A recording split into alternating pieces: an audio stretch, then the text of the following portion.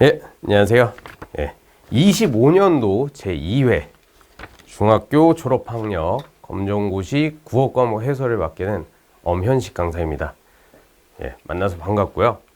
그래서 단순 해설이 아니라 실제로 어느 부분에서 출제가 됐고 우리가 다음 시험을 위해서 어떤 부분 준비해야 되는지까지 오늘 한번 같이 살펴보도록 하겠습니다. 자, 1번부터 볼게요. 다음 대화에서 기억에 대한 설명으로 가장 적절한 것은입니다. 예, 이 문제 조금 오답이 낮거나 푸는데 어려웠던 학생들 같은 경우에는 문제를 잘 안 읽은 건데 한번 같이 볼게요. 가장 적절한 걸 고르라고 했습니다.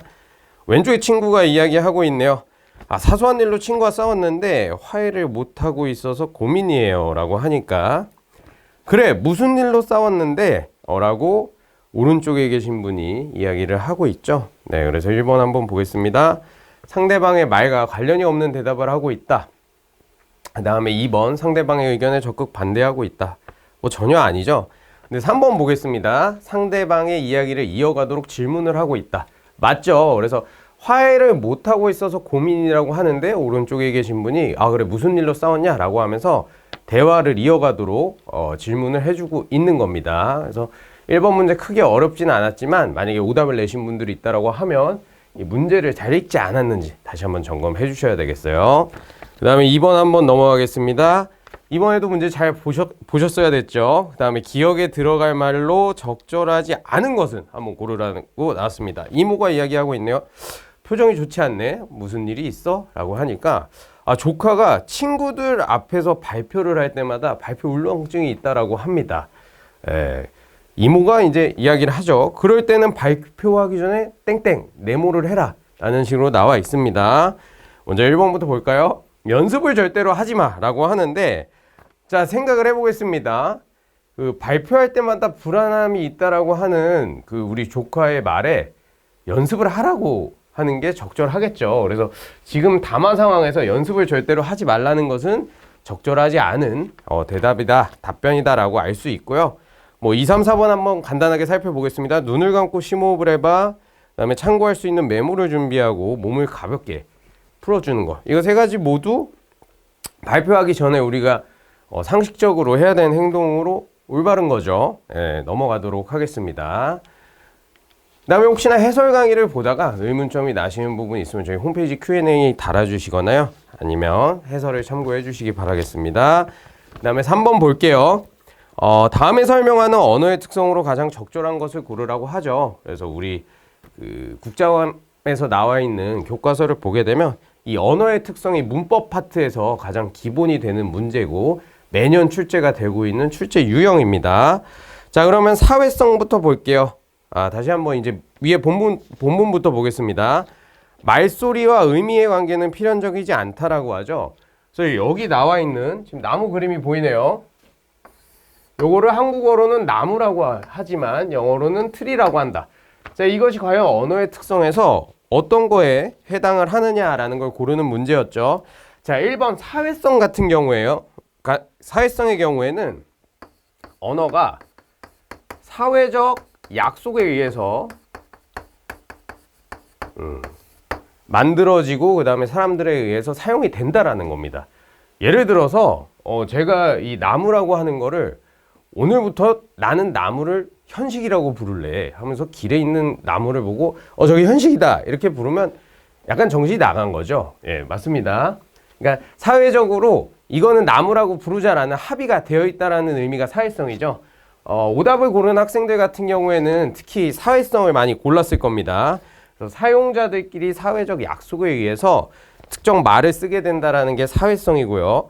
하지만 위에 나와 있는 말소리와 의미의 관계가 필연적이지 않다라는 내용하고는 약간 상이합니다. 2번 볼게요. 역사성 같은 경우에는 여러분 시간이 지나면서 어휘의 뜻이 변한다라는 의미입니다.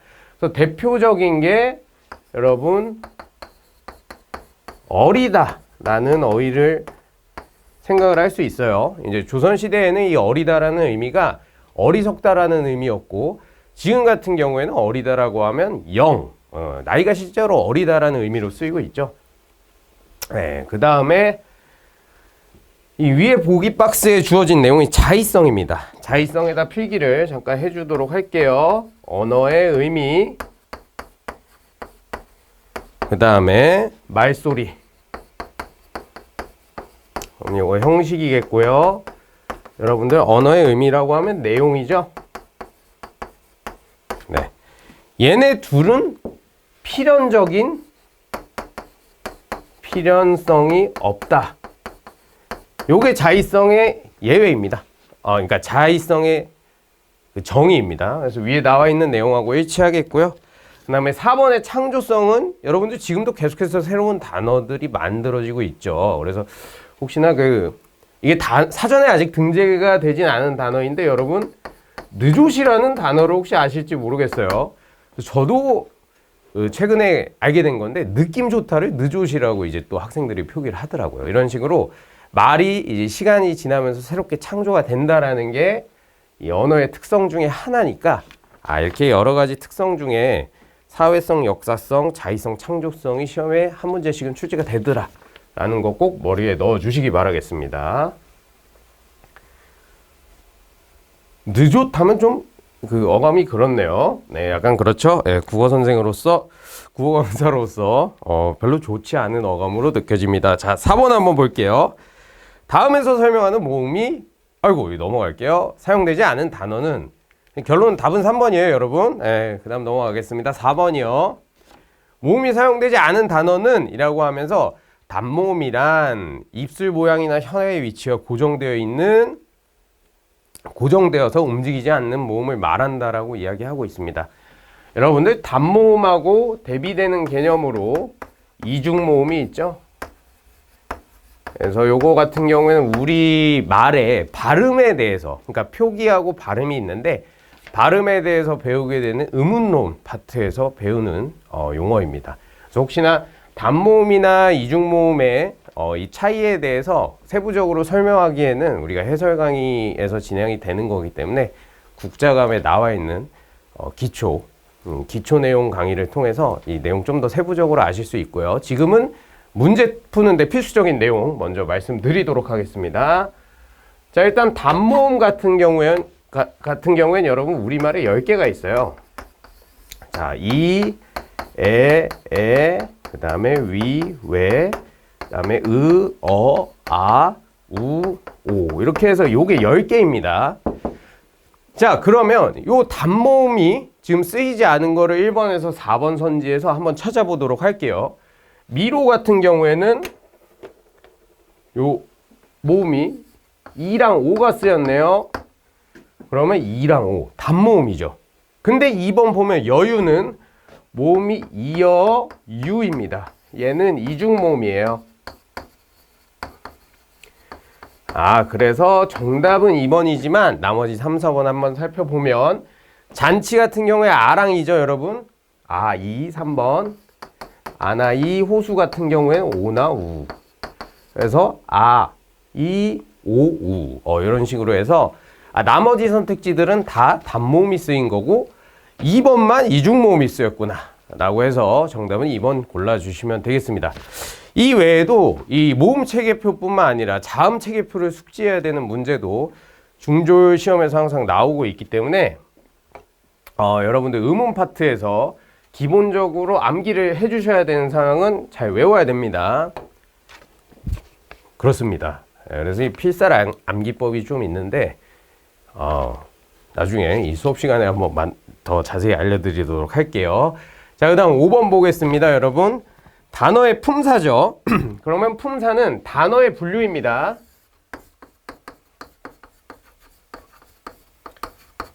단어의 분류죠. 네.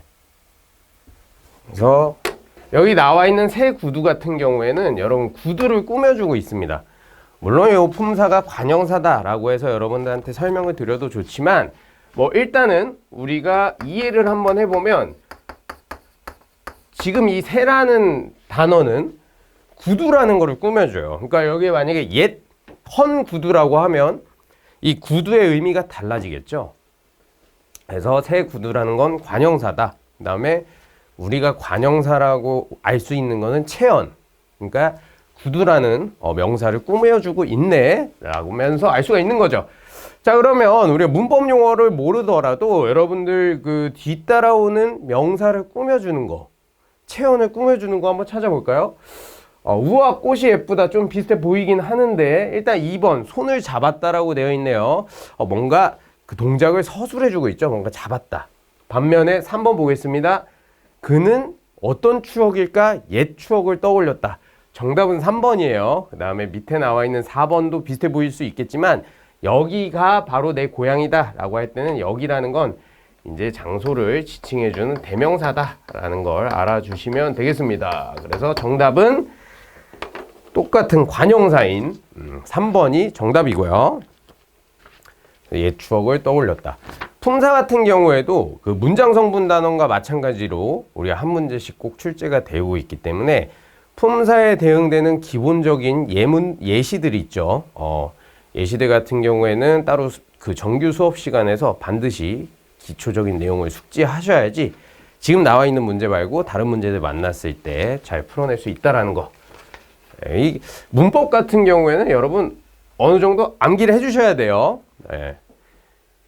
이게 나머지 뒤에 나와 있는 독서, 그러니까 비문학 같은 경우에는 암기를 하지 않아도 모국어 하자라고 하면 그 글을 읽고 문제를 풀 수 있습니다. 하지만 문법 같은 경우에는 시험장 가서 아무리 고민을 해도 정답이 안 나와요. 네, 그렇기 때문에 기본적인 요소 암기를 해야 된다.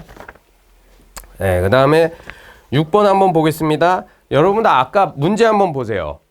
5번 같은 경우에는 품사에 대해서 물어보고 있네요. 근데 6번은 문장 성분을 물어보고 있죠. 지금 이제 단어의 분류가 아니라 지금 밑줄 쳐져 있는 세근세근이라는 게 문장 안에서 어떤 성분으로 쓰였냐 라는 거를 이야기하는 겁니다. 그래서 이제 문법 용어를 일단 배제하고 우리가 현장에서 문법을 모르는 상태에서 문법에 대한 지식이 좀 부족한 상태에서 풀었다라고 하면 보세요. 잠을 어떠어떠하게 잔다라는 의미죠. 그러니까 잠을 어떠어떠하게 잔다라고 해서 지금 서술어를 꾸미고 있습니다. 그렇기 때문에 정답 같은 경우에는 부사어라는 거고요. 네. 이런 식으로 풀어주실 수 있습니다. 잠을 어떻게 잔다.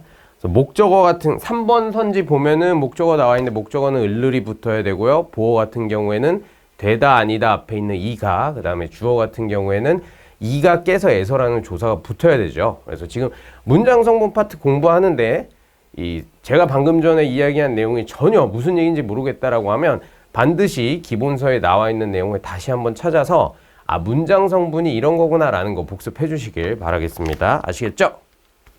자, 그 다음에 7번 보겠습니다. 다음 규정에 맞게 발음하지 않은 거예요. 그래서 지금 여기에 나와 있는 거는 표준 발음법이 여러분 규정이 여러 개 있죠. 그 중에 14항에 해당되는 거를 찾아라. 그러니까 그 알맞지 않은 거 골라봐라 라는 거예요. 보겠습니다. 겹받침이 모음으로 시작된 조사나 어미 접사와 결합되는 경우라고 나와 있는데 일단은 여러분 겹받침하고 쌍자음하고 헷갈리시면 안 돼요. 겹받침 같은 경우에는 밑에 나와 있는 리을 기역, 그 다음에 니은 지읒처럼 서로 다른 자음이 이렇게 두 개가 그러니까 합쳐져서 발음, 받침 등으로 쓰이는 것을 우리 겹받침이라고 씁니다. 하지만 쌍자음은 다르죠. 우리가 깍두기 할 때 쌍기역, 그 다음에 또라이 할 때 쌍디귿 같은 거. 얘네들은 뭐냐면요, 쌍자음입니다. 그러니까 여기서 말하는 거는 겹받침이에요. 그래서 한번 읽어보면 겹받침이 모음으로 시작된 조사나 어미 전미사와 결합되는 경우에는 뒤에 것만을 음절 첫 소리로 옮겨서 발음을 한다라는 거죠. 그러면 이게 2번부터 한번 보겠습니다. 보시게 되면 앉아서예요. 그럼 일단 겹받침이 모음으로 시작하는 조사, 어미, 접사랑 결합을 한 게 맞아요. 네, 그래서 앉아서 같은 경우에는 아서, 어서라는 어미랑 결합이 된 거고, 자 보겠습니다. 안, 자, 서인데 이 겹받침인데 뒤에 있는 게 지금 초성이 비어 있어요. 그러니까 옮겨져서 발음이 된다라는 거죠. 그러면 여기 있는 지읒이 뒤로 쭉 넘어가서 앉아 서로 발음이 된다라는 겁니다. 자, 여러분들 그 기본적으로 이거는 우리 학교 문법에서 정해진 기본적인 규칙인데 왼쪽에 있는 건 표기고 이렇게 대괄호 안에 들어가 있는 건 발음입니다. 그러니까 앉아서 같은 경우에는 왼쪽처럼 표기를 하고 그 다음에 오른쪽처럼 우리가 발음을 한다라는 거죠. 그러면 보니까 위에 나와 있는 거랑 상충하지 않네요. 위에 나와 있는 내용하고 맞네 하고 넘어갈 수 있는 거죠. 이건 맞고요. 그 다음에 3번 넘어가겠습니다. 넋을 잃었다. 그러면 일단은 겹받침이 쓰인 건 맞습니다. 거기에 목적격 조사 을이 붙었죠. 그러면 넋, 슬, 그러니까 여기 있는 시옷이 뒤로 넘어와서 슬 아니야 라고 할 수 있지만, 자, 규정 한번 그때 보겠습니다. 뒤에 시옷은 된소리로 발음을 한다라고 하죠. 된소리 같은 경우에는 우리 이렇게 5개입니다. 그래서 된소리가 뭔지 모르겠다 하시는 분들은 빨리 지금 기본서 펴서 자음체계표 한번 보시면 된소리는 우리말에서 5개예요. 이렇게 나와 있고, 자, 넋을 잃었다인데 시옷은 된소리로 발음을 한다라고 하니까 최종 발음은 넋을이 되는 거죠. 그래서 앞에 보이는 과정을 거쳐서 최종 발음이 넋을이 됐다라고 알 수 있고요.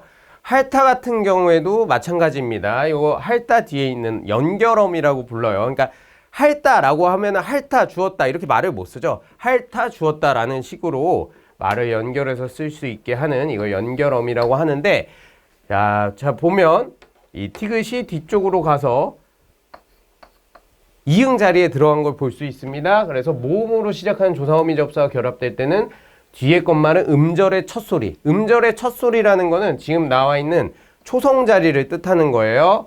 자, 이쪽으로 이동을 해서 발음이 된다. 그럼 2, 3, 4는 모두 맞죠? 반면에 1번 보겠습니다. 닭은인데, 자, 여러분들 표준 발음법 규정에 따르면 이 닭은 같은 경우에는 달, 자, 요건 좀 자세히 한번 볼게요. 달, 근 이렇게 발음이 돼야 되죠. 요게 이제 최종 발음이 돼야 됩니다. 위에 표준 발음법 규정에 의하면. 하지만 1번에 보면 닭은이죠. 리을이 어디 간 거야? 그렇습니다. 그래서 정답은 1번이다 라는 거 알 수 있습니다. 자, 의문의 변동에 대해서는 고졸 시험에서는 좀 더 다양한 용례들을 가지고서 우리에게 너 이거 최종 발음이 어떻게 될지 알겠니? 라는 걸 물어보는 케이스들이 주로 많이 나와요. 하지만 일반적으로 중졸 시험에서는 여러분 앞에 보이는 것처럼 특정한 이 표준 발음법에 대한 이 규정을 꼭 주어주기 때문에, 그러니까 여러분들 너무 내가 표기 주어지면은 여기 오른쪽에 나와 있는 발음법 다 외워야 되는 거 아니야? 이렇게 고민하시지 말고 일단은 표준 발음법에 따라서 여기 위에 나와 있는 용어들을 내가 뭔지 파악을 하고, 그 다음에 밑에 이 용례라고 하죠. 실제 사례들하고 연결을 시킬 수 있냐? 라는 거를 먼저 공부해 주셔야 된다는 거 잊지 말아 주셨으면 좋겠습니다. 네. 다음 8번 볼게요. 여러분, 한글 맞춤법입니다. 이 맞춤법 같은 경우에는 사실 이 알고 있냐 없냐, 암기에 대한 부분이 많이 필요해요. 근데 우리가 일반적으로 봤을 때 우리 국자강 기본서에 나와 있는 거 이상으로는 출제가 되지 않기 때문에 기본서에 나와 있는 거 충실히 암기해 주시면 우리 맞춤법에선 크게 어렵지 않다라는 겁니다. 자, 그래서 1번부터 볼게요. 된장찌개가 맛있어. 맞아 보이나요? 여러분 이렇게 쓰시나요? 저희 이거 처음에 우리 걔 이렇게 쓰지 않아? 제가 국어교육을 전공했음에도 불구하고 사실 맞춤법을 평상시에 잘 맞춰 쓰지 않습니다. 그러다 보니까 찌개가 어이가 아니었나? 이런 게 갑자기 어이가 없게 헷갈릴 때도 있더라고요. 죄송합니다. 그래서 요건 여러분 아이예요. 그 다음에 친구로서 너를 응원할게. 이건 왜 출제가 된 거냐면, 로서 같은 경우에는 여러분 로서, 그 다음에 뭐뭐로서, 필기 좀 더 예쁘게 하겠습니다. 두 가지로 나눠져요. 그래서 뭐뭐로서 같은 경우에는 뭐냐라고 하면 여러분들 신분이나 자격을 뜻하고요. 그 다음에 뭐뭐로서 같은 경우에는 수단이랑 방법입니다. 그래서 예문 한번 들어보고 갈게요. 지금 왼쪽에 친구로서 너를 응원할게 라고 하면 친구라는 신분 혹은 자격으로 너를 응원한다라는 뜻이죠. 반면에 자, 쌀로서 떡을 만든다 라는 예문을 한번 볼게요. 네, 예시입니다. 그러면 이 쌀로서 떡을 만든다라고 하면 이게 신분이나 자격인데 뜻이 맞지 않죠? 근데 쌀이라는 거의 수단을 통해서 그 방법을 통해서 떡을 만든다라는 게 더 적합합니다. 그래서 로서랑 로서를 비교하는 게 시험에 자주 출제되니까 지금 한번 머리에 넣도록 할게요. 그래서 신분이나 자격, 그러면 로서라는 거 잊지 말아주시기 바라겠습니다. 그 다음에 여러분 3번 한번 볼까요? 감기가 빨리 나았으면 좋겠다. 이거 어머님이 아이를 낳았다 할 때 그 낳았다죠. 이게 아니라 낳았으면 좋겠다죠. 그 다음에 앞으로 어디에 가든지가 아닙니다. 가든지 전화해 라는 거죠. 아이고, 그러면은 맞는 게 여러분들 2번밖에 없네요. 그래서 정답은 2번이다 라는 겁니다. 자, 다음 9번 같이 한번 보도록 하겠습니다. 자, 기억의 세부 내용으로 가장 적절한 것은이죠. 자, 여러분들 이처럼 앞에 나와 있는 제시문이 주어지고 세부 내용으로 적절한 거를 고르라고 한다면 그 위에 나와 있는 상위 요소들을 한번 먼저 살펴보셔야 됩니다. 일단은 어떤 글을 쓰려고 하는 것 같죠? 제목을 보니까 우리나라의 야생화, 그러니까 달맞이 꽃이란 게 우리나라의 야생화라는 겁니다. 저 박효신의 야생화라는 노래 좋아하는데, 예, 그렇습니다. 이때 집에 가서 들어야 될 것 같아요. 네, 그렇게 되어 있고 처음을 보면 달맞이 꽃을 소개하면서 중간을 보면 이제 달맞이 꽃 소개한 다음에 생김새를 이야기하고 자생 환경, 어떤 환경에서 잘 자라는지, 그 다음에 쓰임새에 대해서 이야기를 하고 있네요. 우리가 생각을 했을 때 기억의 세부 내용 뭐 들어가야 되죠? 그러니까 달맞이 꽃을 이제 여성분들이 호르몬 치료를 위해서 좀 드신다든지 이런 여러 가지 케이스로 출제가 되는 겁니다. 왜 이걸 아냐면 제가 저희 어머니 달맞이 꽃 추출물을 한번 선물을 해드린 적이 있어가지고 알고 있어요. 자, 어쨌든 그러면서 1, 2, 3, 4번 보니까 아니 달맞이 꽃의 1번 보세요. 이름 뜻 이거 아니죠. 꽃잎 모양 이 쓰임새나요? 아니에요. 그럼 잘 자란 환경도 쓰임새나? 아니죠. 근데 4번 보니까 달맞이 꽃을 활용해서 어떤 옷을 염색하는 등 천연 염료로 쓰인다라고 이야기를 하고 있습니다. 아시겠죠? 네, 다음 페이지 넘어가겠습니다. 집중해 주세요. 지금 벌써 약간 앞에 페이지에 여러분 검정고시 시험은 문법이나 어려운 파트들이 다 몰려 있어요. 지금 클릭창을 지금 닫기 버튼 누르려고 하시는데 끝까지 공부하셔야 됩니다. 금방 끝내 드릴게요. 그 다음 10번 보겠습니다. 이제 고쳐쓰기예요. 여러분 문제를 잘 읽어야 됩니다. 기억에서 리은에 대한 고쳐쓰기라고 한다는 거는 뭐냐면 여기 나와 있는 글이 제대로 써져 있는 글이 아니라 뭔가 하자가 있는 글이라는 거예요. 그러면은 여러분들 한번 저하고 강사 엄연식하고 한번 이 글에 뭐가 잘못된지 찾아보도록 하겠습니다. 자, 소음은 보통 불쾌하고 시끄러워서 듣는 사람을 별로 도움이 되지 않는 소리 듣는 사람을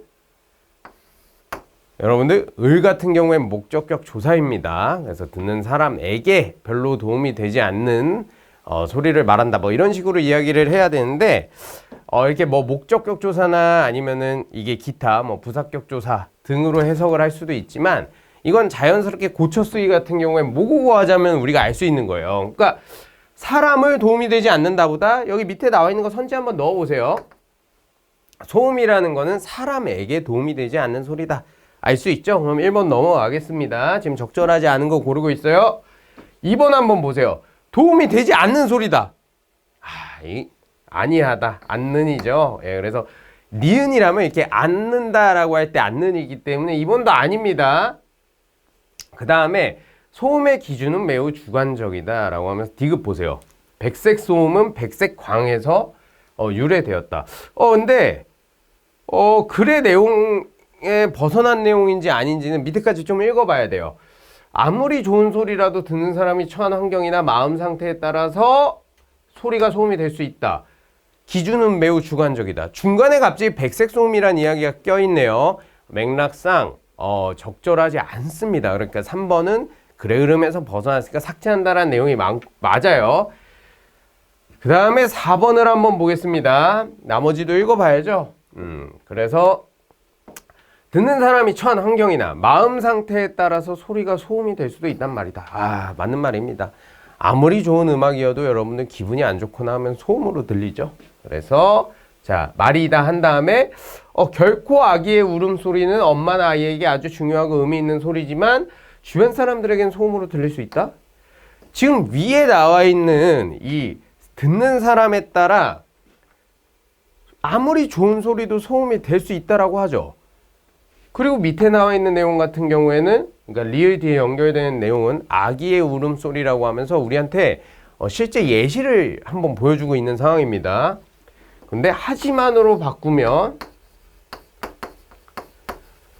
하지만 아기의 울음소리는 이거 역접 접속사죠. 그러니까 반대되는 내용이 나와야 됩니다. 아니 엄마가 해준 제육볶음은 진짜 맛있어. 하지만 뭐가 나와야 되죠? 하지만 엄마가 해준 된장찌개 아니면 밥이 너무 질어. 이런 식으로 앞에 나온 내용이랑 이 역접 이렇게 서로 반대되는 내용이 나와야 되죠. 네, 여기는 이제 좀 더 적합한 거를 고르라고 한다면 예를 들어가 가장 적합할 겁니다. 적합합니다. 예를 들어 아기의 울음소리는 이렇게 나와야죠. 네, 그래서 정답은 4번이고요. 고쳐쓰기 문제 나오게 되면 반드시 요 위에 제시문에다가 직접 대입을 해서 풀어보시면 쉽게 풀 수 있습니다. 정답은 4번이다. 다음 11번에서 13번 보도록 할게요. 현대시죠. 그래서 이게 현대시 소설 해가지고 우리가 문학의 4대 갈래가 서정, 서사, 극, 교술 갈래입니다. 간단하게 설명을 해드리면 서정 갈래라고 하면은 우리 시라고 봐주시면 되고요. 서사는 소설입니다. 그 다음에 극은 뭐예요? 희곡하고 시나리오. 희곡 시나리오는 뭐예요? 희곡은 연극의 대본, 시나리오는 영화의 대본입니다. 서정서사 극 교술 갈래. 교술은 뭐예요? 수필이나 일기죠. 그러니까 형식이 없이 얽매이지 않고 자유롭게 쓴 거. 그래서 이 네 가지 갈래가 모두 이렇게 나눠서 출제가 되는 경향을 항상 보이고 있어요. 그래서 우리가 문학에서는 여러분들 갈래별 특징, 그 다음에 그 작품에 대한 내용 특징이 있겠죠. 그래서 표현상의 특징이나 그 갈래, 그러니까 갈래가 가지고 있는 고유의 특성과 그 작품이 가지고 있는 내용을 둘 다 파악하는 거. 요 두 가지를 딱 나눠가지고 공부를 잘 해주셔야 돼요. 그래서 문제부터 살짝 보면 11번 같은 경우에는 표현상의 특징, 그러니까 내용하고는 상관없고 우리가 형식상의 구성 요소를 잘 파악할 수 있냐라는 걸 물어본 거고요. 그 다음에 12번은 이제 정서를 물어보고 있기 때문에 내용에 대한 걸 물어보고 있는 겁니다. 이거 한번 볼게요. 제목이 엄마 걱정입니다. 우리 어머님이 이거 잘 듣고 계신지 모르겠네요. 네. 어머님 집에 조만간 가겠습니다. 자, 같이 볼게요. 기영도 시인의 엄마 걱정. 그래서 이 꺽쇠 안에 들어가 있는 게 시의 제목입니다. 시를 읽을 때 항상 심상을 잘 해주셔야죠. 머릿속으로 한번 떠올려 볼게요. 시적 화자가 뭘 봤는지. 자, 열무 30단을 이고 와 시장에 간 우리 엄마. 안 오시네 해는 시든지 오래. 어머님이 장사가 잘 안 되셨나 보죠. 나는 찬밥처럼 방에 당겨. 찬밥처럼 이렇게 방에 당겨 있었단 거예요. 아무리 천천히 숙제를 해도 엄마가 안 오시네. 그래서 배춧잎 같은 발소리가 타박타박 안 들리네. 그러니까 어머님이 오시는 발소리가 들려야 되는데 안 들리고 있습니다. 어둡고 무서워. 금간 창틈으로 고요히 빗소리. 자, 어둡고 무섭대요. 그 다음에 금이 간 창틈으로 빗소리가 들려온다라고 하니까 시적 화자는 지금 이 금간 창틈이 있는 비가 오는 밤에 방에 혼자 있네요. 계속해서 보겠습니다. 빈 방에 혼자 엎드려 훌쩍거리던 거기에다가 시적 화자가 울고 있어요. 자, 아주 먼 옛날 지금도 내 눈시울을 뜨겁게 하는 그 시절. 그 시절이라고 하니까 이 시적화자 같은 경우에는 미래의 어느 시점에서 과거의 어린 시절을 회상하고 있다는 거 알 수 있고요. 그 다음에 내 유년의 윗목, 그러니까 유년 시절의 윗목이라는 거죠. 그래서 윗목, 아랫목이라고 할 때 그 윗목입니다. 자, 이렇게 해서 11번 넘어갈게요. 계절의 변화가 드러난다. 물론 여러분들 그 앞에 보시게 되면 비가 온다라는 거를 통해서 야, 이게 겨울을 제외하고 봄이나 여름 아니야? 라는 의문을 제시할 수 있죠. 네, 맞습니다. 그렇게 생각하실 수 있지만 그런 계절의 변화가 드러나야 되는데 변화가 드러나지 않죠. 네, 뭐 예를 들어서 봄에서 여름으로 가거나 여름에서 가을로 가야 됩니다. 그 다음에 후각적 이미지가 나타난다라고 하면 이 찬밥처럼 방에 담겨 있는 게 아니라 어떤 걸로 할까요? 냄새가 느껴질 거. 쉰내 나는 찬밥처럼. 이런 식으로 냄새에 대해서 직접적인 언급을 했다라고 하면 후각적 이미지가 나타난다고 할 수 있는데 후각적 이미지는 나타나지 않죠. 자, 정답은 3번. 아우, 보이네요. 화자가 과거를 회상하고 있다. 그럼 우리가 뭘 통해서 알 수 있냐? 라고 하냐면 앞에 볼게요. 지금도 내 눈시울을 뜨겁게 하는, 지금이라는 순간에 눈시울을 뜨겁게 하는 그 시절이라고 하죠. 그래서 지금이랑 그 시절, 실제로 그 특정 시기를 지칭하는 표현을 통해서 우리가 화자가 과거를 회상하고 있다는 거 바로 알 수 있습니다. 반면 그리고 4번 한번 볼게요. 묻고 답하는 건 나오지 않죠. 그러니까 본인이 혼자 독백체로 이야기를 하고 있기 때문에 묻고 답하는 거는 나오지 않고 있다라는 거 알아주시면 되겠습니다. 그다음에 12번 보면 A에 나타난 주된 정설이에요. 아, 약간 슬픔이 느껴지네요. 답은 1번이죠. 뿌듯함, 즐거움, 행복함은 전혀 아니다라는 거 알 수 있습니다. 그래서 시 같은 경우에는 여러분 어느 정도 자의적인 해석이 가능하기 때문에 문제를 출제할 때도 교육과정 평가원에서 이제 출제 오류를 줄이기 위해 누가 봐도 이것은 슬픔이다라는 거 외에 헷갈릴 만한 선지를 배치하진 않습니다. 그래서 선택지 간의 비교를 통해서 이거 정서는 슬픔이지라는 거 알 수 있고요. 그 다음에 13번 볼게요. 기억과 같은 비유적 표현입니다. 여러분들 일단 비유적 표현에서 비유법, 우리가 비유를 하기 위해서 시에서 쓰이는 수사법들이 있죠. 일반적으로 직유법, 그 다음에 은유법, 또 하나 더 있습니다. 의인법 정도가 쓰입니다. 그래서 직유법 같은 경우에는 여러분 뭐뭐처럼, 그 다음에 뭐뭐같이, 그 다음에 뭐뭐듯이 라는 연결어를 활용해서 이제 그 원관념과 보조관념, 그러니까 우리가 원래 나타내고자 하는 대상이 있고 그 대상을 좀 더 풍부하게 만들어주는 나머지 이제 그 빗대어서 설명하는 대상이 나오겠죠. 그래서 예를 들면 볼게요. 나는 찬밥처럼 방에 담겨 있다라고 했을 때 그냥 나는 쩌리처럼 방에 담겨 있어라고 표현을 했으면 시적으로 풍부하지가 않습니다. 하지만 찬밥이라는 어떤 보조관념, 우리가 빗대는 대상을 가져와서 설명을 하니까 나는 찬밥처럼 방에 담겼다.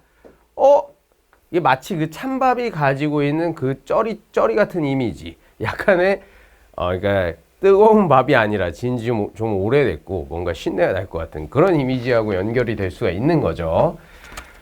자, 그렇습니다. 그래서 기억과 같은 비유적 표현이 쓰인 거는 일단 기억에 쓰인 비유법, 비유적 표현 같은 경우에 여러분 직유법이에요. 직유법이 쓰인 걸 찾으라는 겁니다. 뭐뭐처럼, 뭐뭐같이, 뭐뭐듯이 찾아보시면 정답은 1번이죠. 그러면 이게 뭘 나타내냐? 눈이죠. 그러니까 눈이 뭐 같다라는 겁니까? 봄빛처럼, 마치 봄빛처럼 포근하게 느껴진다라고 해서 우리가 비유를 하고 있는 거죠.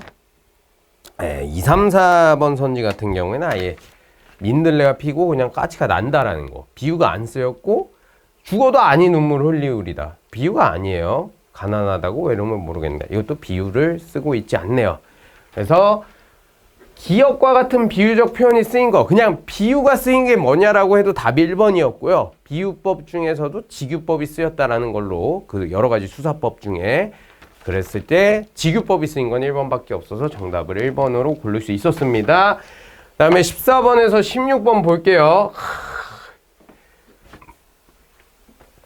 저는 소설을 볼 때마다 제가 어릴 때 그 나엘라임 오렌지 나무라는 그 소설을 읽고 울었던 게 기억이 나네요. 제재가 너무 불쌍하게 느껴졌습니다. 그래서 지금 이 황순원의 소나기 같은 경우에도 전문을 보신 분들이 꽤 많이 있으실 거예요. 요 지금 지문에 실려 있는 부분은 소설 끝부분인데 한번 어떤 내용인지 강독을 해보도록 하겠습니다. 그래서 소설 같은 경우에도 앞서 말씀드렸던 시하고 마찬가지로 표현, 그러니까 형식상의 특징들, 그 다음에 내용상의 특징들이 출제가 되는데 소설에서는 주로 시점에 대한 부분, 그러니까 서술자하고 관련된 부분을 주로 물어보는 게 형식상의 출제 포인트입니다. 네, 같이 한번 보도록 할게요. 소녀는 서울에서 전학 온 소녀와 함께 산으로 놀러가 즐거운 한나절을 보낸다라고 앞부분 줄거리가 나와 있습니다. 그럼 이제 소녀가 전화가 와가지고 산으로 놀러 갔대요. 물론 뭐 이 어린 나이니까 순수하게 정말 도라지 같은 거 캐면서 놀지 않았을까 싶습니다. 그 다음에 소나기가 내리자 소녀는 소녀를 업고 물이 불어난 도랑을 건넌대요. 이야, 이 소년이 완전 터프가입니다. 역시 이 산골에서 자란 소년이어서 다른가 봐요. 근데 소나기를 맞은 탓에 며칠을 앓았다는 소녀는 그날 입었던 옷의 얼룩을 보여주면서 얼마 뒤 이사를 가게 되었다는 소식을 소년에게 전한대요. 아니, 이 도랑을 건넌 거는 지금 소년이죠? 아니, 아프려면 소년이 아파야 되는데 지금 소녀가 아프다고 하네요. 비를 맞아서 그런가요? 그 다음에 여기까지가 이제 앞부분 줄거리고 계속해서 한번 봅시다. 게을물은 날로 여물어 갔다. 그래서 소녀는 갈림길에서 아래쪽으로 가보았다라고 하네요. 다음 갈반머리에서 바라보는 서당골 마을의 쪽빛 하늘은 하늘 아래 한결 가까워 보였다라고 하고 있네요. 지금 배경이 묘사되고 있죠. 다음 어른들의 말이, 자 여기서 중요한 정보가 나옵니다. 내일 소년에, 여기서 지칭하는 소년은 맥락상으로 위에 나와 있는 소녀하고 연결할 수 있죠. 양평읍으로 이사 간다는 것이었다. 그러면 양평읍이라는 장소로 이사를 간다라는 걸 들었네요. 거기 가서는 조그마한 가게방을 보게 되리라는 것이었다라고 이야기를 하고 있네요. 그러니까 소녀가 이사를 간다라는 거를 지금 소년이 들은 겁니다. 그래서 소년은 저도 모르게 주머니 속에 호두알을 만지작거리면서 한 손으로는 수없이 그 갈 곳이라는 걸 허이허이 꺾고 있었다. 상당히 아쉬웠나 봐요. 그래서 그날 밤 소녀는 자리에 누워서도 같은 생각뿐이었다. 무슨 생각일까? 한번 계속해서 읽어볼까요? 내일 소년회가 이사하는 거를 가보나? 가서 이제 그 여자애를 보고 싶은 거예요. 가면 소녀를 보게 될까? 어떨까? 갔는데 그 소녀 없을 수도 있잖아요. 그죠? 그러다가 깨무룩 잠이 들었는가 하는데 라고 하면서 참 세상 일도. 자, 항상 여러분들 이 소설 같은 경우에는 우리가 드라마 볼 때는 여러분 어느 등장인물이 어떤 말을 하는지 바로바로 알 수가 있죠.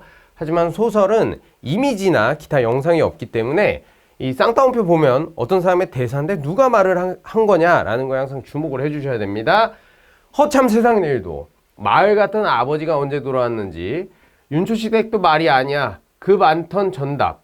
그 전답이라고 하면 밑에 우리 어휘풀이 나와 있죠. 논밭을 다 팔아버리고 대대로 살아오던 집마저 남의 손에 넘기더니 또 악상까지 당하는 걸 보면. 아니 그러면 계속해서 읽어볼까요?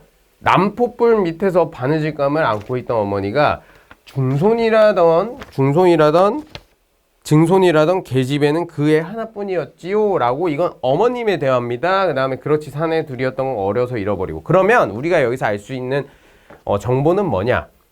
맥락상으로 보면 소녀 위에 남자가 둘이라 있었던 거죠. 자녀분이 사내에 2명이 더 있었던 겁니다. 어쩌면 그렇게 자식 복이 없을까? 소녀에게 무슨 일이 일어났나요? 한번 보겠습니다. 글쎄 말이지. 이번엔 꽤 여러 알 않는 걸 약도 변병이 못 써봤다고군. 그래서 지금 같아서는 이 윤초신의 대가 끊긴 셈이지라고 나오고 있습니다.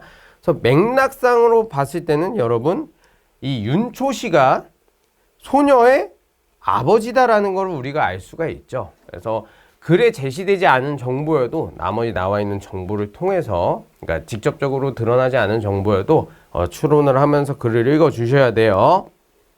그 다음에 근데 참 이번 계집에는 어린 것이 여간 잔망스럽지 얄밉도록 맹랑한 데가 있다. 어휘풀이 나오면 항상 연결해서 읽어 주시고요. 글쎄 죽기 전에 이런 말을 했다지 않아? 자기가 죽거든 자기가 입던 옷을 꼭 그대로 입혀서 묻혀 달라고. 자, 그러면 이 부분 앞부분 줄거리랑 연결해보면 소녀는 그날 입었던 옷의 얼룩을 보여주면서 이사 가게 되었다고 이야기를 합니다. 그러면 이 소년과의 어떤 그 추억 이런 것들을 잊고 싶지 않았던 거죠. 마음이 너무 아프네요. 옛날에는 의료기술이 별로 좋지 않아서 이렇게 그 별거 아닌 병에도 이렇게 많이들 세상을 떠났던 것 같습니다. 그죠? 저도 이 시대에 살지 않아가지고 잘은 모르겠습니다. 네, 그래서 14번 한번 보면요. 지금은 이제 내용상의 내용일치 문제라고 하는데 제시문에 나와 있는 내용을 너가 세부 내용까지 얼마나 파악했니? 제대로 파악하고 있니?라는 걸 물어보는 문제입니다. 자, 1번 볼게요. 소녀는 소녀의 죽음을 알게 되었다. 그쵸? 우리 알 수 이거 위에 제시문에서 나와 있었죠. 그 다음에 2번 보면 윤초시 댁에 불행한 일이 일어났다. 이것도 보면 위에 자녀 둘도 죽었고 그 다음에 소녀도 지금 죽어버렸죠. 거기에다가 뭐 이 여러 가지 전답도 팔아버린 상황들이 이 불행한 일이다 라고 알 수 있습니다. 3번 보세요. 소녀는 양평읍으로 이사를 갈 예정이다. 자, 여러분 생각해 보세요. 이사를 가는 건 소년이 아니라 소녀였죠. 그래서 어떻게 보면 간단해 보이는데 실수를 유도했던 문제다라는 겁니다.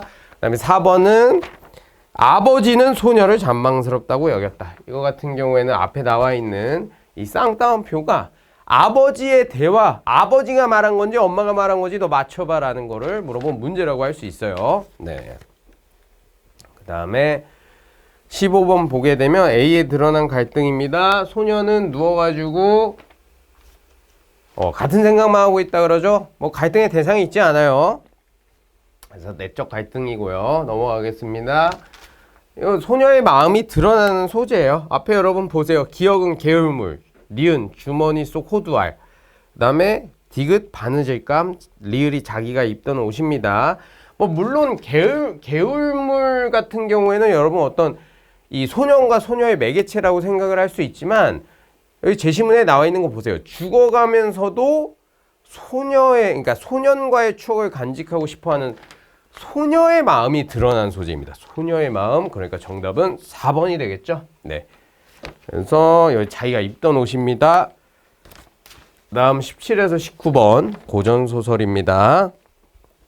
토끼전이죠. 그래서 여러분들 토끼전 같은 경우에는 특히 작자미 이상인 고전소설은 이 버전마다 내용이 조금씩 다릅니다. 그러니까 예를 들어서 지금 여기에 실려있는 작품 같은 경우에 우리 25년 2차 작품 같은 경우에는 끝에 토끼가 똥을 싸줘가지고 그거를 별주부가 용왕에게 가지고 간 후에 용왕이 토끼 똥을 먹고 나아요.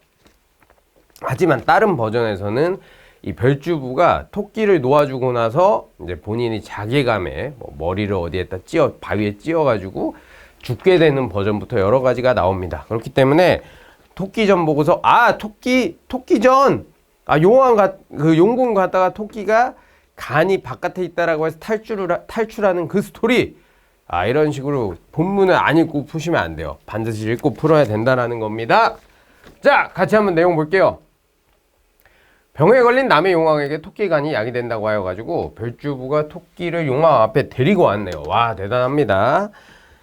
자, 토끼의 간이 아니면 다른 약이 없는 처지에 별주부가 충성심을 발휘해 그 험한 육지에 가서 너를 잡아왔느니라. 그러면서 너 간을 베어먹고 짐의 병이 낫는다면 이기 때문에 지금 여기에 나와 있는 쌍따옴표 있죠?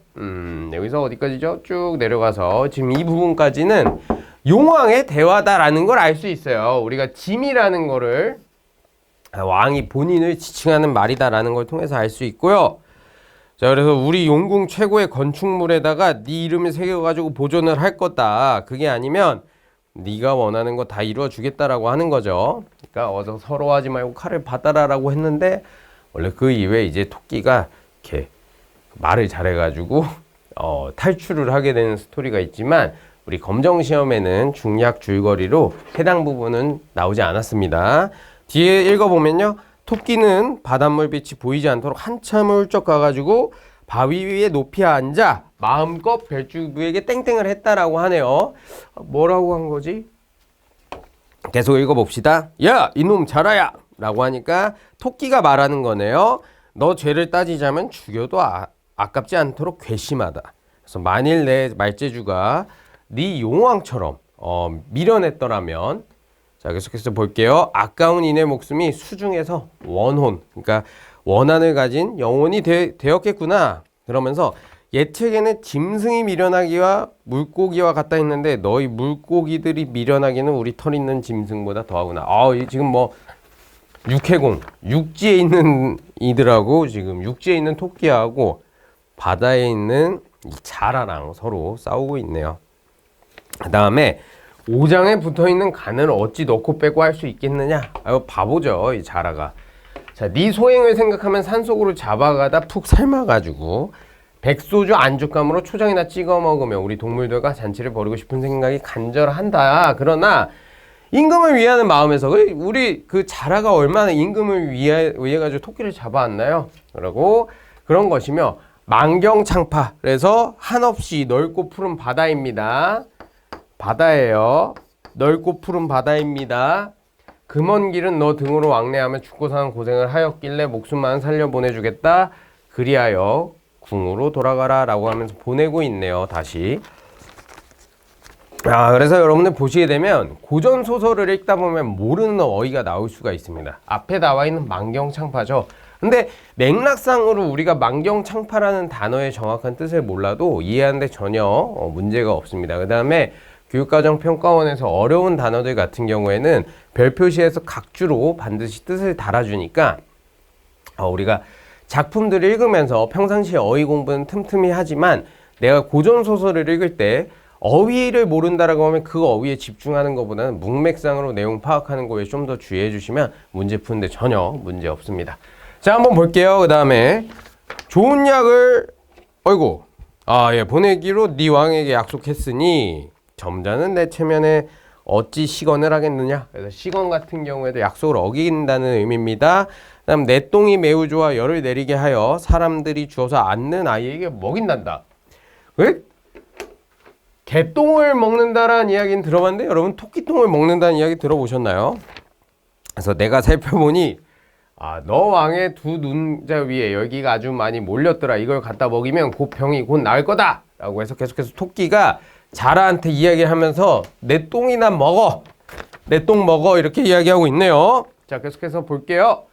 자, 토끼는 작은 총알 같은 똥을 많이 누워서 이제 잎에다가 싸가지고 별주부 등에 올려놓고 칡으로 감아줬대요. 은근히 친절합니다. 그래서 별주부는 할 수 없이 토끼똥을 짊어지고 수공으로 발길을 돌렸죠. 그래서 죽을 목숨 살아나온 토끼가 너무 기뻐가지고 깡장깡장 뛰어나가면서 흔들흔들 방자하게 뽐내며 자랑하는 모습이 혼자 보기가 아까웠다. 그래서 지금 보면 이 서술자가 본인의 이거를 이제 편집자적 논평이라고 해서 고전 소설에서 나오는 특성입니다. 편집자적 논평은 뭐예요? 서술자가 이제 지금 작중 상황에 대해서 특정 평가를 내리고 있죠. 그래서 자랑하는 모습이 서술자 나 혼자 보기가 좀 아까웠다라고 하면서 이야기를 하고 있는데 판소리계 소설은 원래 여러분 구전이 되다가 후대에 와서 문자로 정착이 된 겁니다. 그러니까 사실은 이 우리가 본 토끼전 같은 경우에도 지금 보고 있는 토끼전도 원래는 판소리계이기 때문에 사람들이 앞에서 이렇게 판소리를 하셨겠죠. 그 실제로 창을 하시는 분들이. 자, 그래서 이게 편집자적 논평 같은 경우에는 이 판소리계 소설의 가장 기본적인 두드러진 특성이다. 이 정도만 참고로 알아주시면 되겠습니다. 그 다음에 나의 재주는 내가 생각해도 신통하구나. 토끼가 이야기하고 있네요. 매끄러운 말솜씨로 용왕을 속여가지고 고향에 돌아왔대요. 그래서 반갑구나, 우리 고향 반갑구나, 푸른 산 뭐 예전에 보던 그대로다 라고 해서 뭐 지금 예전에 살던 데랑 변함없다라고 이야기하고 있고요. 너구리 아저씨 편안하시오.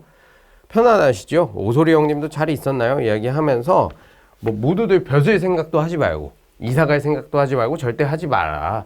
그래서 벼슬을 하면 몸이 위태롭고 타양, 고향이 아닌 다른 곳에 가면 천대받는다는 옛말이 하나 그럴 것이 없습니다. 라고 하면서 탈출해가지고 지금 기분이 상당히 좋아 있습니다. 그래서 한편 토끼를 놓쳐버린 별주부는 차라리 육지로 올라가 죽어버릴까라고 생각을 했지만 처자식과 늙은 어머니가 마음에 걸려서 수궁으로 돌아가는데 다행히 토끼의 똥이 효염이 있어서 씻은 듯이 나왔대요. 그러면 용왕한테 가가지고 이거 저 용왕님 사실 토끼 똥입니다 하면서 준 건지 아니면 이거 사실 토끼 간에 말린 겁니다 이러면서 들었을지 모르겠네요. 어쨌든 그래서 계속해서 내용을 읽어보면요. 그토록 원하던 충신이 되어서 어머니 아내 자식 모두 함께 평안한 여생을 누렸다라고 하네요. 그래서 용왕님 같은 경우에도 다행히 나으셨네요. 병이 나으셨습니다. 자, 17번도 세부 내용 파악에 대한 문제죠. 여러분들 저하고 같이 강독을 하셨기 때문에 정답은 2번인 거 쉽게 알 수 있습니다. 타양에 가면 내용 나오죠. 이사 생각을 하지 마라. 그래서 타양에 가면 천대받는다라는 내용하고 연결지었을 때 오소리에게 이사를 권했다라는 내용 맞지 않고요. 나머지 보면 용왕을 속이고 고향에 돌아왔다는 거, 그 다음에 끝까지 읽어봤으면 똥을 싸서 병이 나았다는 내용도 알 수 있죠. 그러니까 이 지문을 그냥 끝까지 안 읽고 맞아 토끼전 그거 용왕 죽는 거 아니야? 토끼 도망간 이야기 아니야 하면서 3번 고르셨으면 안 됩니다. 그다음 4번 보면 원하는 충신이 되었다. 마지막에 나와 있었죠. 그래서 끝까지 잘 읽어주셔야 되고요. 그 다음에 기억에 대한 설명. 기억은 너 간입니다. 그래서 내 간이죠. 내 간. 그래서 이 누굴 뜻하는 거죠? 대화에 누가 말하는 건지 잘 봐야 됩니다. 이 용왕이 토끼한테 한 말이에요. 토끼 간이에요. 너 간은. 보면 자, 기억에 대한 설명으로 적절하지 않은 거 맥락을 읽어봐야 되죠. 그래서 1, 2, 3 용왕이 토끼에게 원하는 거 맞죠? 살기 위해 지켜야 되는 거 맞습니다. 간이니까요. 그 다음에 별주부가 용왕에게 바치고 싶은 것도 맞네요. 그 다음에 4번 보겠습니다. 너구리가 열을 내리기 위해 먹는 게 아닙니다. 지금 용왕이 열을 내리고 싶은 거예요. 너무 쉽네요 이건. 그 다음에 19번 보면 별주부에게 여러분 중략 바로 밑에 줄입니다. 니은했다라는 건데요. 여러분 이건 어휘를 몰라서 틀리셨을 수도 있습니다. 호령은 뭐냐면 큰 소리로 꾸짖음. 요게 바로 사전적 정의입니다. 니은 보면 토끼가 이제 바위 위로 올라와서 자라한테 야 너 때문에 죽을 뻔했잖아 이렇게 이야기하고 있죠. 그래서 호령을 하고 있다라는 게 가장 적절한 말이었습니다. 뭐 아첨 축하 충성 속어에서 푸셨어도 쉽게 풀 수 있으셨을 거예요. 그 다음 넘어가 보겠습니다. 오! 떨어졌네요. 자 20에서 22번 같이 보도록 할게요. 자 이제는 비문학입니다. 문학 외에 비문학. 출제되는 요소는 비문학은 우리가 문학적인 어떤 배경 지식을 요구하진 않고요. 비문학에서는 다만 어떤 대상에 대해서 설명하는 설명문, 그 다음에 우리한테 너 뭐 좀 해라 라고 해서 본인의 주장에 대해서 설득을 하는 논설문 이렇게 두 가지가 출제가 되고요. 그러면 20번에서 25번 같이 보도록 하겠습니다. 좀 코가 맹맹하네요. 제가 어제랑 그제 잘 때 덥다고 에어컨을 크게 틀어놓고 너무 세게 틀어놓고 잤다가 지금 코감기가 걸렸습니다. 코맹맹이 소리가 나서 좀 이해를 해주세요. 자 어쨌든 같이 한번 보면요. 우리에게 문이란 어떤 뜻이 있을까? 잠깐 여러분들 하나 설명을 해드리면 제 앞에 나와 있는 독서 문제, 그러니까 비문학 문제 풀 때 지문을 읽다가 중간중간에 문제를 풀어도 되는 거 아니냐라는 질문하시는 분들이 있어요.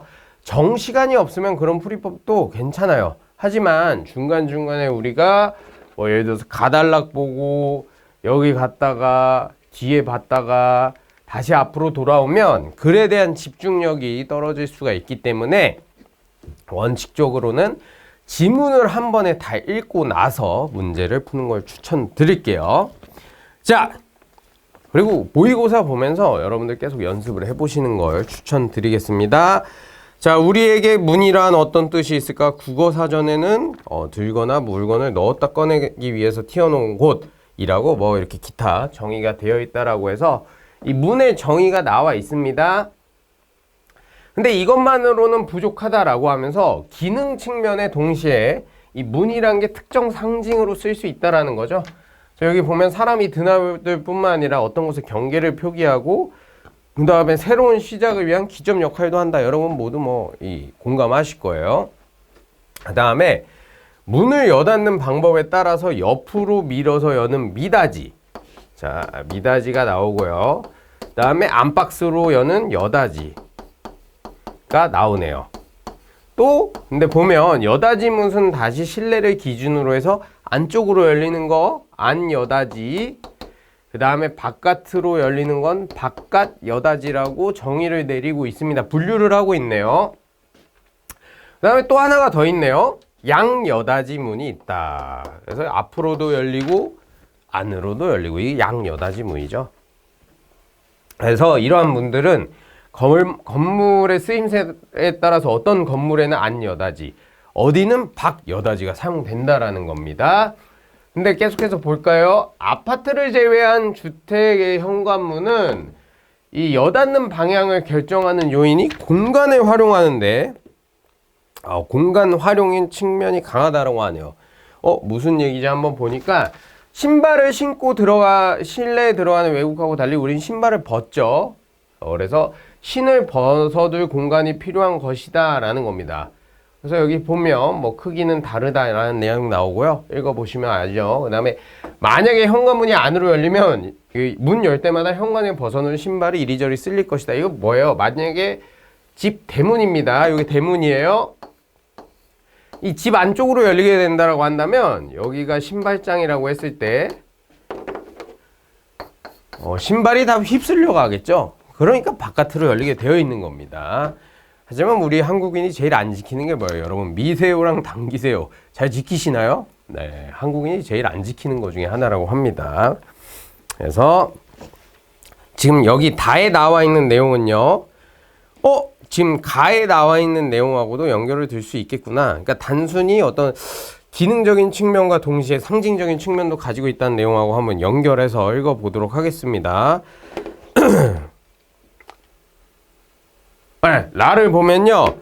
안전과 신용을 중시하는 곳이다. 은행 같은 경우에 맞습니다. 물론 모든 건축물이 안전을 전제한다는 거. 그러니까 먼저 내세운다라는 거죠. 먼저 내세움.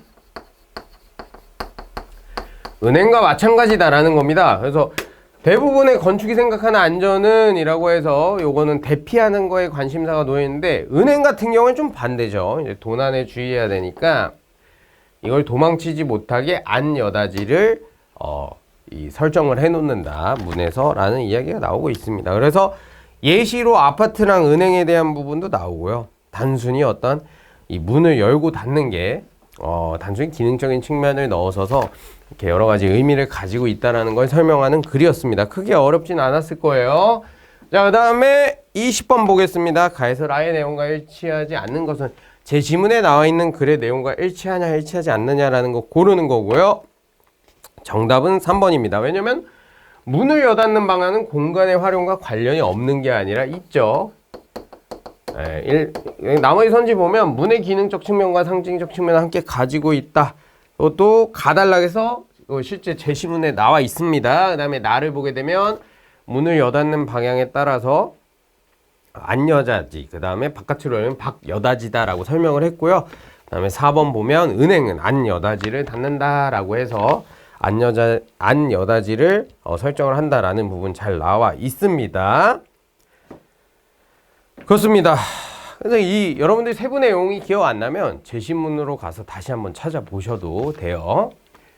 자, 그 다음에 21번 보겠습니다. 가에서 쓰인 설명 방법을 찾아봐라 라는 거죠. 그래서 지금 가를 보면요. 외국이랑 외국에서는 신발을 실내에 들어갈 때 신고 들어간다. 한국은 벗고 들어간다라는 이야기를 하고 있네요. 그렇기 때문에 문화현상에 대해서 서로 다른 점을 이야기하고 있습니다. 지금 그 설명 방식은 대조죠. 그 외에 분석이나 인과 정의는 간단하게 설명드리면 여러분 분석한다라고 하면 어떤 대상을 개별 요소로 나누는 거예요. 그 다음에 인과는 뭐죠? 원인과 결과. 그러니까 네가 어제 에어컨을 틀고 잤으니까 감기에 걸렸지라는 원인과 결과. 정의라고 하는 거는 말 그대로 사물의 뜻을 이렇게 무엇무엇은 뭐뭐다 라는 식으로 정의 내리는 거, 규정하는 게 정의입니다. 그러니까 가에서 쓰인 방식은 대조죠. 그래서 만약에 이 문제 헷갈리신 분은 가에서 쓰인 설명 방식이 아니라 나머지 글 전체에 대한 내용이라고 혹시 헷갈리지 않았는지 살펴보시면 되겠고요. 22번 보겠습니다. 요거는 그냥 정답만 체크하고 넘어가면요. 리을입니다. 리을은 모든 건축이 안전을 전제한다라고 했는데 여러분 전제는 무슨 뜻이라고 했죠? 먼저 내세우는 것이라고 이야기했죠. 뭐 어떤 일이나 사물이 생겨났다라는 거는 뭐 발생했다라는 표현이나 뭐 생겨났다라고 하니까 발생 요 정도가 맞겠네요. 근데 요 어휘랑 전혀 맞지 않습니다. 자, 근데 기억, 니은, 디귿도 한번 볼게요. 기억 보면 뭐죠? 표시. 표를 하여 외부에 드러내 보임. 맞네요. 그러니까 전혀 이질적이지 않아요. 니은 신뢰를 기준으로 한다. 기본이 되는 표준도 맞고요. 그다음에 디귿 보면 규모라는 건 사물이나 현상의 크기와 범위 맞습니다. 자, 그 다음에 마지막 지문입니다. 조금만 힘내볼게요. 23번에서 25번. 자, 내비게이션이 없으면 여러 번 갔던 길도 찾을 수 없고 심지어 가족의 생일과 같은 단순한 정보도 기억하지 못하는 경우가 있대요. 아니 근데 왜 내비게이션에 가족의 생일을 집어넣어 놓나요? 뭐 지문에서 그렇다니까. 저 같은 경우에도 내비게이션이 없으면 서울 시내에서 웬만한 길을 잘 못 다닙니다. 길치예요. 그래서 이러한 현상은 디지털 치매, 전 치매가 걸린 겁니다. 또는 IT 저도 건망증이 걸렸네요. 네, 그래서 이처럼 디지털 기술에 지나치게 의존한 나머지 기억력과 계산력이 떨어지는 것을 현상에 대해 많은 사람들이 걱정을 하고 있다라고 이야기하고 있네요. 여러분들도 아마 걱정이 많으실 겁니다.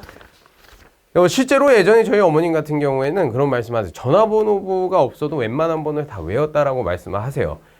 저도 그랬던 것 같거든요. 근데 지금 저희 어머님 번호 아니면 뭐 친한 친구들 핸드폰 번호를 못 외웁니다. 그러니까 외울 필요가 없기 때문인데 계속해서 한번 읽어볼게요. 근데 이러한 현상을 넘어갔네요. 예. 이러한 현상을 단지 좋다 나쁘다고 쉽게 말할 건 아니다. 왜냐하면 이 디지털 치매라는 것도 이 인류의 진화나 뭐 사회 노동 환경의 변화하고 연관된 복잡한 현상이다라면서 설명을 하고 있네요. 그 다음 단락 보겠습니다. 프랑스의 철학자 미셸 쉐르의 저서 호미네상스를 보면요. 새로운 기술이 우리에게 무엇을 가져다 주는가라는 제목의 강연을 살펴보니까 인류의 진화 과정에 관한 흥미로운 내용을 볼 수 있대요. 요약하면 다음과 같다라고 합니다. 어떤 내용일까 볼게요.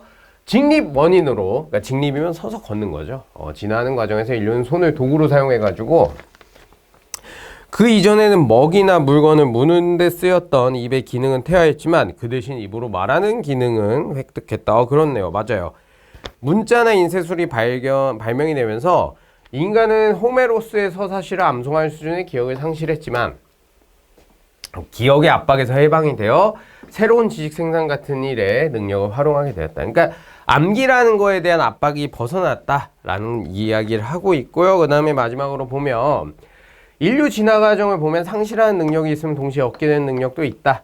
자, 이러한 관점으로 볼 때 디지털 기술, 인간의 기억력, 계산력 등의 약화를 가져온 대신 이거 첫 번째 단락에서 우리 디지털 치매라고 이야기한 내용하고 연결이 되죠.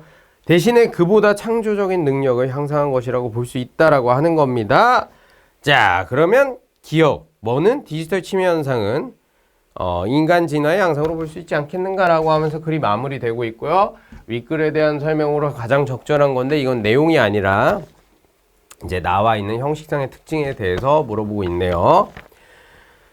자, 1번 통계자료를 활용하였다. 통계자료를 활용하였다라는 게 적절하려면 뭐 몇 년도 통계를 보니까 사람들이 몇 단어를 기억했는데 몇 년도 지나니까 기억을 못하더라 라는 식으로 마무리가 돼야 되는데 1번은 안 나왔죠. 그 다음에 실험 결과를 예측했다라고 하면 어떤 그 사람들한테 디지털 치매 테스트를 했는데 그 실험 결과 어떠한 게 예측이 되었다라는 게 나와야 되는데 실험에 대한 건 안 나왔어요. 그 다음에 속담도 안 나왔죠.